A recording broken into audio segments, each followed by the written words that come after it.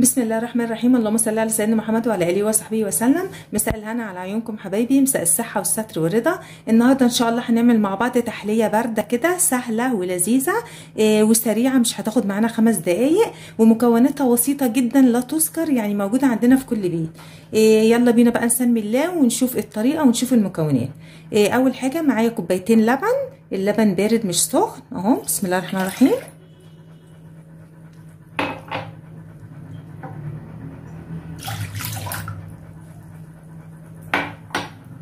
وهنحط على كوبايتين اللبن معلقتين كبار من السكر. بسم الله.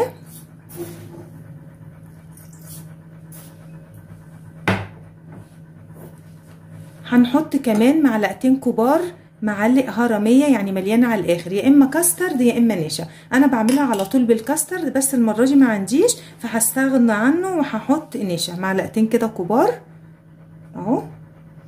بصوا المعلقه عامله ازاي، تكون مليانه كده على الاخر. بسم الله الرحمن الرحيم. هنبدا بقى نقلب المكونات دي كده على البارد الاول لحد النشا والسكر ما يدوبوا في اللبن. وبعد كده بعد ما دوبت السكر والنشا على البارد بدات ارفع المكونات دي كلها على النار. هفضل كده اقلب لحد ما تغلي. ليه؟ علشان النشا يستوى، وفي نفس الوقت لحد القوام بتاعي ما يبدأ يتقل. تفضل ايدي كده تقليب مستمر كده على طول، ما نسيبش الحاجات دي على النار من غير تقليب علشان ما تكلكعش معايا. واجي الخليط بتاعنا بدأ اهو، بصوا يطلع فقاعات، بدأ اهو يغلي وبدأ يتقل. فهنبدأ دلوقتي بقى نطفي عليه.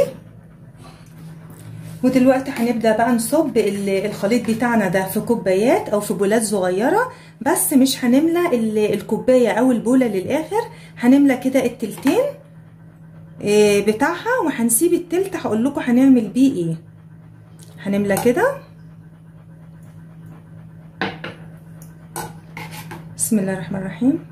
ودلوقتي خلاص عبيت الخليط بتاعي اهو في كوبايات صغننه وفي البوله دي، وبرده زاد معايا حبه صغنطتين حطيتهم في كوبايه الزبادي دي الصغننه. دلوقتي بقى هنعمل ايه؟ هنسيب الحاجات دي تبرد شويه، وبعد كده ندخلها التلاجة لمده نص ساعه. في الوقت ده بقى على بال ما تبرد في التلاجة نص ساعه وتتماسك شويه، هنكون بقى عملنا ايه. عندي دلوقتي كيس جيلي فراوله، هبدا بقى افتحه كده. بسم الله الرحمن الرحيم.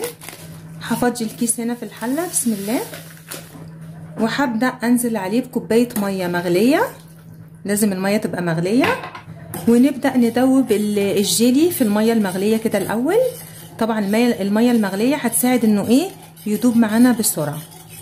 خلاص كده الجيلي بتاعنا داب في المية المغلية. هبدأ بقى دلوقتي اعمل ايه. هزود نص كوباية مية باردة، مية عادية من الحنفية، وهحط كمان معلقة كبيرة سكر. بسم الله. وهبدأ اقلب برضو ادوب السكر كده فيه. واجي الكوبايات بتاعتي بعد ما طلعتها من التلاجة بعد نص ساعة، بصوا منظرها جمد ازاي، بصوا القوام بقى جامد ازاي. دلوقتي بقى هعمل ايه. فاكرين لما قلت لكم مش هنملأ الكوبايات كلها بالطبقة الاولى دي، هنحط تلتين بس ونسيب التلت الاخير. هنعمل بقى ايه. التلت الاخير ده هنملاه من الجيلي اللي احنا عاملينه. هنحط كده الطبقة التانية. بسم الله الرحمن الرحيم. الجيلي بالطريقة دي كده كده هنبقى احنا حاطين طبقتين. الطبقة الاولى اللي هي الكاسترد او المهلبية اللي عملناها بالنشا او بالكاسترد، والطبقة التانية هتبقى باكو الجيلي اللي دوبناه في كوباية ونص مية، كوباية مغلية ونص كوباية كده ساقعة عادية من الحنفية. هنبدأ كده نعمل الطبقة التانية. عايزة اقول لكم ان طعمه بعد كده بيطلع تحفة، سواء بقى عملتوه بنشا او بكاسترد. الكاسترد نفس طعم النشا، ما تفرقش بحاجة خالص، الاتنين طعمهم واحد. نبدأ كده نملى بقية الكوبايات. وهنا برضو البولز السلطانية دي هبدأ برضو احط فيها. لو اتفضل بقى معايا شوية جيلي شكل كده هيتفضل معايا شوية، هبدأ احطهم في كوباية كده لوحدهم، وعادي احطهم في التلاجة ويبقى جيلي لوحده من غير كاسترد من تحت. متوصى بس بكوبايه صغنطوطه دي كفايه انها صغننه، مش هتبقى كمان ايه الكميه اللي فيها شويه. وكده خلاص الجيلي اهو خلاص. بعد ما عملت حسابي بقى وايه طلعت كوبايه صغننه تانية كده، قلت هيتفضل شويه جيلي احطهم كده ايه والواحد يمزمز فيهم. إيه خلاص للاسف الجيلي خلاص. هبدا بقى ادخل الكوبايات والسلطانيه دي في التلاجة لمده 3 ساعات لحد ما الجيلي كده يتماسك، يعمل طبقه كده حلوه سميكه. بعد ما اطلعه بعد ال3 ساعات هوريه لكم ونشوف منظره عامل ازاي. واجي التحليه بتاعتنا بعد ما خلاص طلعتها من التلاجة وبقت جاهزه للتقديم.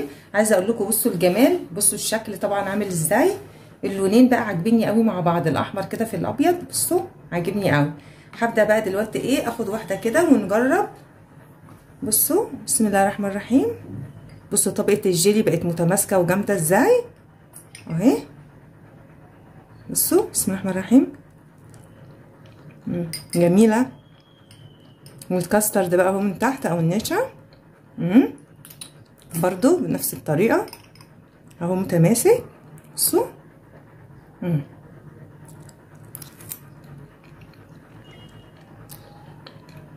عملنا مع بعض اهو تحليه سريعه وسهله ولذيذه، طعمها جميل. عملناها ما خدتش معانا 5 دقايق.